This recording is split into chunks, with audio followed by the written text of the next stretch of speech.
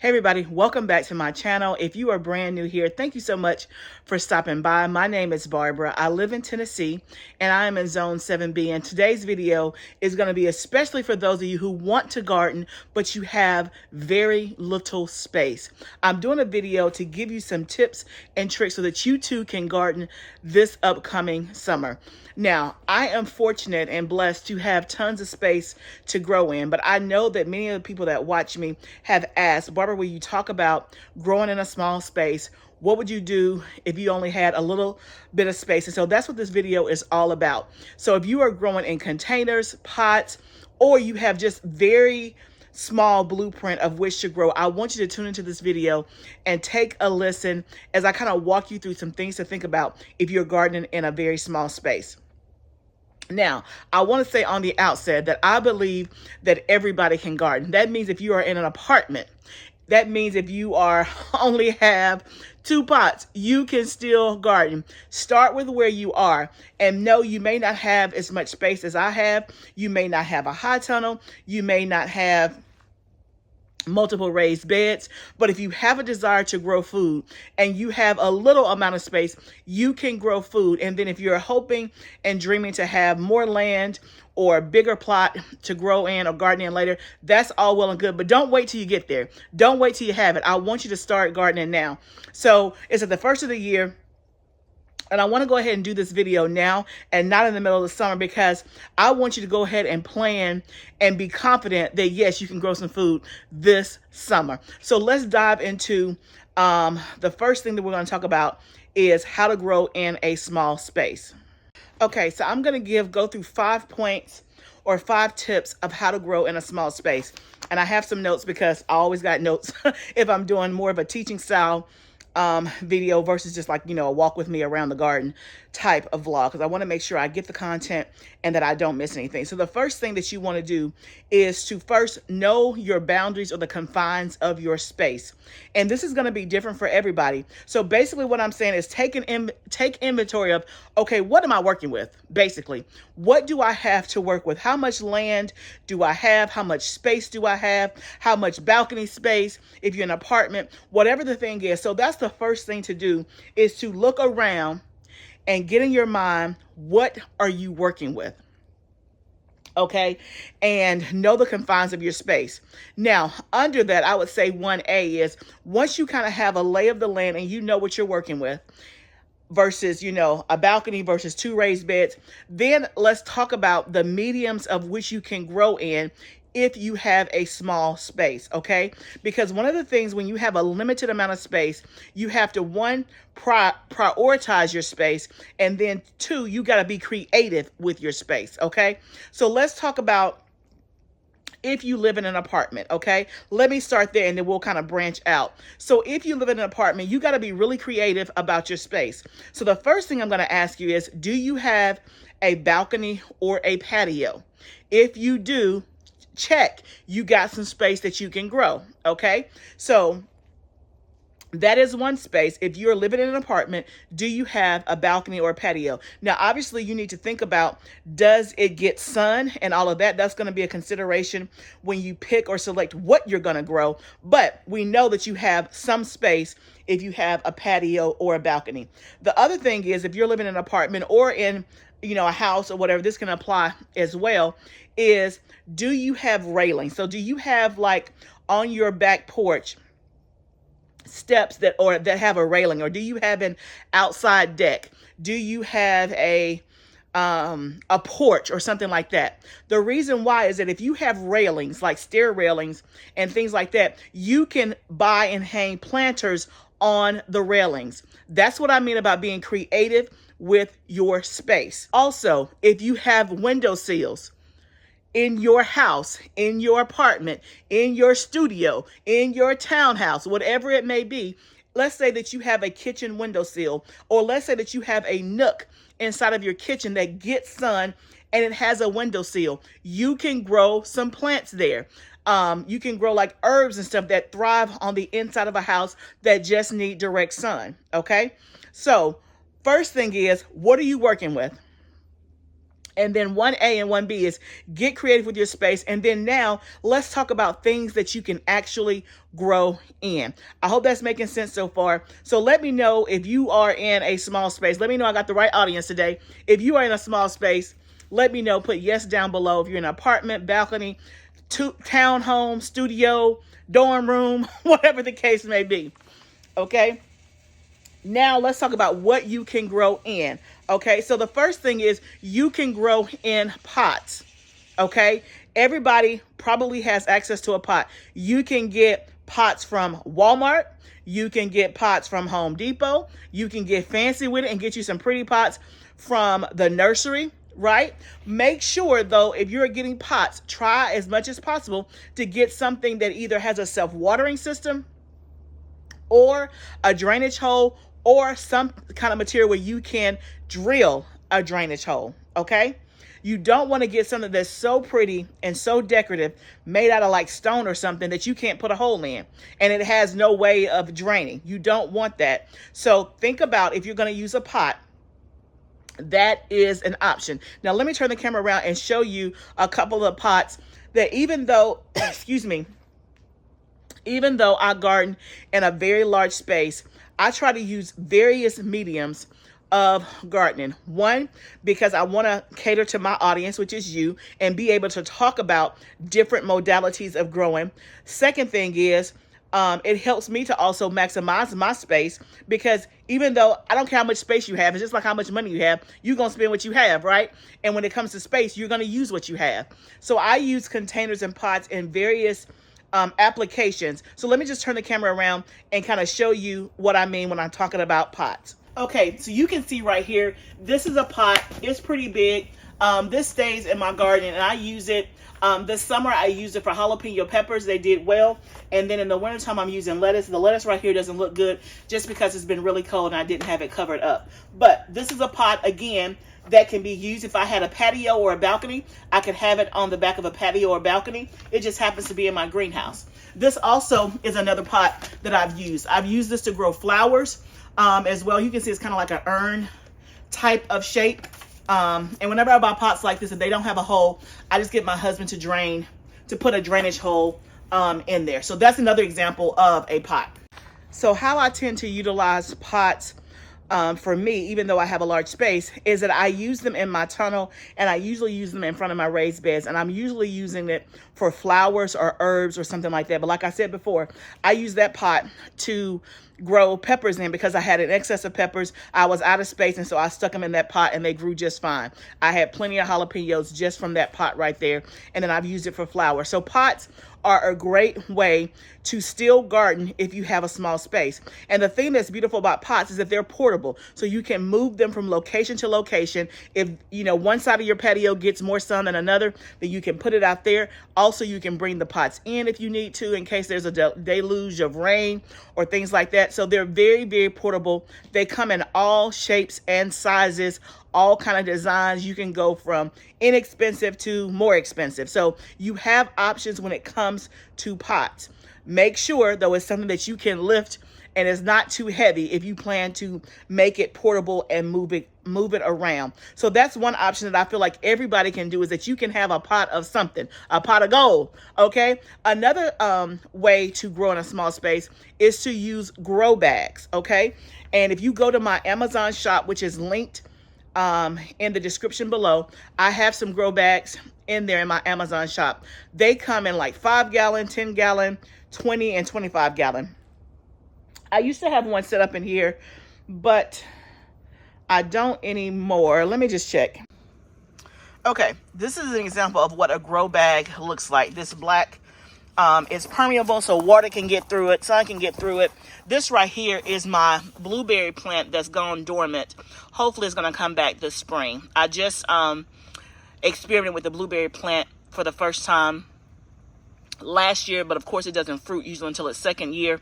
So that is what this is right here, but you can see what the grow bag looks like. I think this is a 20 gallon. Okay, grow bags are also a relatively inexpensive option. You can get them off Amazon. You can buy them at Walmart. Here's the thing about grow bags. They are portable, but they tend to get really heavy if you're trying to move them around, especially if you get one that's 15 gallons or more. Because imagine it's going to be filled with soil. So trying to move that around like at a whim is not necessarily the best thing to do. So a pot is definitely going to be more portable, but if you have a set space that you can put it in, that's another way to, again, maximize or prioritize your space, is to get you some grow bags. Now, are they very aesthetic? No, they're not. But again, if you want to grow food, you can grow food in them. And they come, like I said, in various sizes. So it's a very good way to do some growing. So in that one, I have blueberry, but I've also done potatoes in a grow bag, and they did well. I've done sweet potatoes as well as regular, like Yukon Gold potatoes. I have done, I want to say I've done peppers in one. So I think when I bought them, they came in like a pack of 5, and I've given most of them away because I don't use them very much anymore. But that is a great option in terms of if you have a small space. Like I said, you can get it small or larger. The next thing that you can use, obviously, is a raised bed. So just because you have a small space doesn't mean you can't have a raised bed. You may have a small backyard. You may not have as much land to put multiple, but maybe you have space to put 2 raised beds. So let me show you, again, you can do a wooden raised bed, which is what I have in the back of my house that you guys have seen on video before, or you can do one of those metal raised beds. So let's go over to my metal raised bed that I have in the tunnel that is a circular shape, again, which is a good option, again, if you have very limited space. So this is an example of a raised bed that is smaller. So this is a circular shape. This is from Vego Garden. There is a link and a discount code in my description. So I love Vego Garden. This bed is 17 inches, not 17 inches. This is where right now it has a whole bunch of herbs in it, and it also has flowers. And that's what I primarily use it for. But you could use it for tomatoes. You could use it for peppers. You could use it for probably one variety of squash or something like that. But again, there is some space. So if you have space for something like this, this is a great option as well, because it's not going to take up as much space as, let's say, one of these raised beds that's 4x8. Okay, so that is another option, are some raised beds. And if you get metal, you can get them in different configurations. The other thing that I like about metal raised beds, besides the fact that they come in different configurations, you can also get them in various heights. So the raised beds that I have outside in my outside garden are they 17 inches high? They may be 17 inches high, but they can come as high as 32 inches high. Y'all, you don't even have to bend at 32 inches high. Okay, now you got to fill it up with a lot of soil, but that is an option, especially if you're elderly, if you have bad knees, you don't want to bend, you have some physical limitations. That is an option, as well as you can get one that is even smaller than that one in diameter, that is a herb planter. So again, many options. The last option I want to talk about, if you're gardening in a small space, is growing vertically. That is a way to maximize your space, is to grow up instead of out. And of course, my favorite option for growing vertically is GREENSTALK gardening container system. You guys have seen, I'll try to put some pictures or some video up of GREENSTALK, or put a link up here below. Again, I have a code for that too. So I'm only not giving you information, I'm giving you some discounts as well. And GREENSTALK right now actually has a sale. At the time of this video, today is the last day, I think, for the sale on all of their basket weave material GREENSTALK gardens. I think they're like $109 or something like that, which is like a $60 off value. Plus, if you use my code, you get an additional $10 off if you use the code LFF10, LFF10. So the thing that's beautiful about growing vertically is, especially with the GREENSTALK, it only takes up 2 feet of space. That is it. So if you have a patio, if you have a balcony, you can grow food. And because you're growing up, you're going to have more space than if you were just using one pot in that 2 feet of space. So I've done several videos on GREENSTALK. If you have questions, put them down below. But that is an absolutely great option if you have limited space. So we've talked about the first step of growing in a small space, which is know what you're working with, know the confines, know your boundaries, and then I've given you some tips on mediums that you can grow in. The next thing that you want to do is to take inventory of what you have. What I mean by that is, you know the space that you have. So what do you have to grow in? Do you have 5 pots? Do you have 1 green stalk? Do you have 3 raised beds? So whatever those things are, make a list of, this is what I have today to use for my summer garden, or this is what I'm going to buy. And I'm going to start off with just 3 containers and a green stalk. You want to know what you have first before you start planting stuff, buying stuff. And let me talk about this as I go to the next one, which is number 3 is, once you know what you're working with, you know what inventory you have in terms of how many pots and all that, then you're going to select what you're going to grow. This is really key, to select the right crops and the right varieties. Now, on the first step, I talked about maximizing space. When it comes to planting, I do want you to maximize space, but what I don't want you to do is try to plant watermelons, tomatoes, squash, cucumbers, and peppers all in one bed. That's not what I mean when I say maximize space. When you have limited space, you have to pick the right crops to grow. Everything will not grow well in a container. For example, you might love watermelons. You may want to be a watermelon farmer, but what you're not going to be is a watermelon farmer in a container. That's what you're not going to be, okay? Not going to happen because watermelons need space. They're not going to grow in a container. So you may have to put that dream off to the side, buy you some watermelons from a local farmer, and go ahead and plant you, some peppers or something in your container. Now, let's talk about when it comes to the right crops to grow. Things to think about is, try to find you some varieties, especially if you're growing in pots and vertically and things like that with very little space. Think about buying varieties that grow compactly or that have a dwarf type of growth habit. So you can find patio tomatoes. You can find dwarf tomatoes. There is also some zucchini and squash that have a smaller growth habit, because traditional squash and zucchini, they grow and spread a ton with vines and things like that. You don't want to necessarily do that if you have limited space, okay?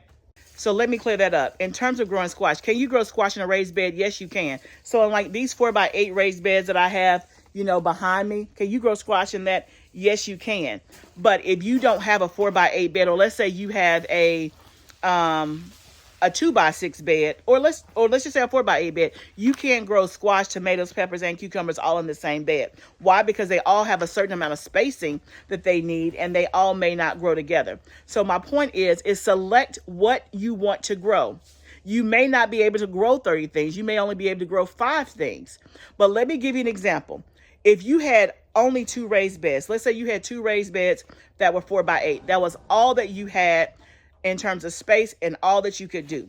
And let's say you wanted to grow squash, tomatoes, and zucchini, okay? So if I had 2 raised beds, here is how I would do it. I would put tomatoes in one bed, and then I would put the squash and zucchini in another bed.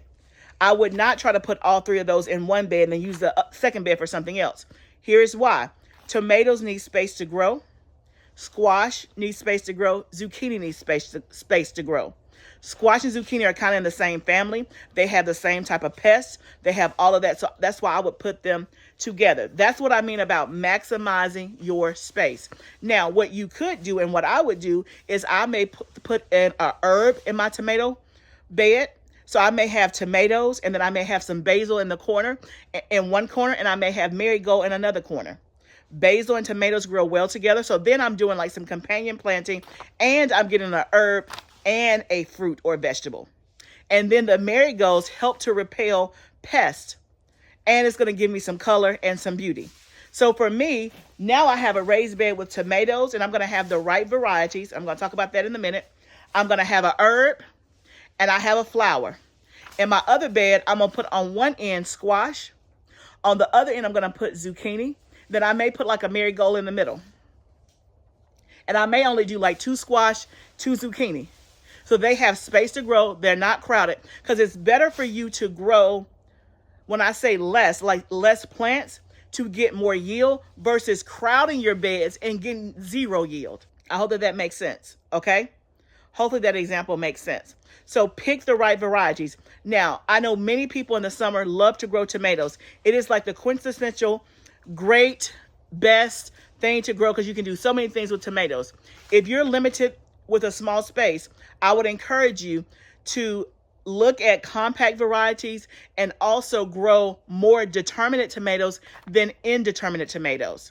Quick lesson on that. Determinate tomatoes are going to grow more in a bush, compact fashion, and they're going to put on all of their fruit, all of their tomatoes at one time. Indeterminate tomatoes grow to an indeterminate amount of height. They can get 7, 8, 9 feet tall. They're going to grow all throughout the summer and keep putting on fruit. But if you have limited space, like growing an indeterminate tomato in a green stalk is going to be a little bit more challenging than growing it in a tunnel. Can you do it? You can, but you're only going to be able to grow so many because you're not going to have the amount of space that you need. Okay? So that is point number 3, is select what you want to grow. The other thing under 3, so let's call this 3B, is think about growing fast growing plants. If you have a limited amount of space, then you want to try to get as much harvest as you possibly can. So you want to succession plant, meaning plant one thing, harvest it, and then plant it again if you're in a longer growing season. So things that grow fast, radishes are from the time you put a seed in the ground to 45 days, you have radishes. Lettuce grows fast. So think about if you did lettuce and in 45 days you're able to harvest it, then you can take that plant out and either plant more lettuce or plant something different in its place. Versus if you plant something like a Brussels sprout or cauliflower that takes 100 days, that space, it's locked up. It's locked up. It's not getting nothing else because by the time that plant is ready to harvest, we're on to the next season. Okay? And you wouldn't plant broccoli and cauliflower in the summer anyway. So FYI on that. Okay. Number 4 is this. When you're growing in containers, pots, grow bags, green stalks, you must prioritize your soil quality. Let me say it one more time. You need some good soil. When you're dealing with containers, you are responsible. You're the one in control of putting the soil in there. So you get to choose what soil you put in there. This is a time to use some premium soil. Why? Because growing in a container is much different than growing in the ground. Growing in a raised bed, you have a confined space. A lot of times it's going to be direct in the sun. It's going to be depleted of nutrients quicker. It's going to dry out quicker. So use a great soil quality. The soils that I use, Bacto, Happy Frog, and the third one escapes me, the name of it. I can see it, Ocean. I'll try to remember. I'll try to put it up here at the top. I can't remember the name of it right now. But Bacto and Happy Frog will not steer you wrong. Those are the 2 that I use, and they are a premium soil quality, okay? The next thing and the last thing that I want to talk about when you're growing in a small space and in containers is to have a regular watering and feeding schedule. Now, I'm out here in my high tunnel. It has not been watered in 2 weeks. It's looking real dry. But you know what? My stuff not dead. Why? Because it got plenty of soil, plenty of nutrients, and before that, it's been fed very, very well. In a container, in the heat of the summer, especially if you're in my zone, you cannot leave your container out there for 2 weeks and not water it. You will not have a plant. With containers, you need to fertilize at a minimum once a month. At a minimum. When I do my container garden, I try to fertilize every 2 weeks. I'll use like a liquid fertilizer. Grow Big is one that I use. Rev.com is another one that I use. Or worm castings in a liquid form. Those are generally the 3 that I'm using if I'm using containers every 2 weeks, but at a minimum once a month. On the watering, depending on your temperature and where you live, you may have to water every day in the summer or at least every other day. But make sure that it stays watered, not overwatered, and make sure that it stays fertilized. Those are the things that you need to be thinking about and consider if you're growing in containers, pots, green stalks, trying to maximize your small space. I hope that this information helps you. I tried to walk through it again in a succinct manner so that you can have what you need. You can come back to this video and reference it time and time again. Share it with somebody else that may be wanting to grow but think that they can't just because they have very little space. The other thing that I want to talk about is many people will start off growing, in a house or an apartment. They're like, I can't grow anything because I'm in an apartment. I tried it and it didn't work. And as I was preparing for this video, the Lord brought back something to my mind. I remember when we lived in Birmingham and I was not even remotely thinking about gardening. Like, I wasn't even trying to get my nails dirty, okay? Former life. But I remember my husband brought home a tomato plant. I think it's like from the grocery store. I think this is where he got it from. Or maybe Home Depot. And said he was going to grow tomatoes. And I was like, oh, okay. Like, when I say I had no interest, like, it was like, it just flew over my head. I'm like, oh, okay. I remember he put it out on the patio. We did not get one tomato. And I want to say he tried it multiple times. Like, not that same season, but like multiple times, I think. Maybe twice. We never had a tomato. Now, if I would have really cataloged that experience, and again, I wasn't the one doing it, he was doing it, but if I would have really cataloged that experience, I might have thought, oh, I can't grow food because we tried it and it didn't work. Or I guess you got to have a lot of land to grow food. I guess you can't grow tomatoes at your house. But knowing what I know now versus then, I realized going back why that tomato plant never grew. One, I know I never watered it. I'm sure he probably did. It was and I remember the pot was very, very small, right? We never fertilized it. If he did, I didn't know about it. I know I didn't fertilize it. My husband's in here. He said, So we didn't fertilize it. You watered it, I guess, honey. He said he watered it. I didn't. He watered it. But the pot was really small.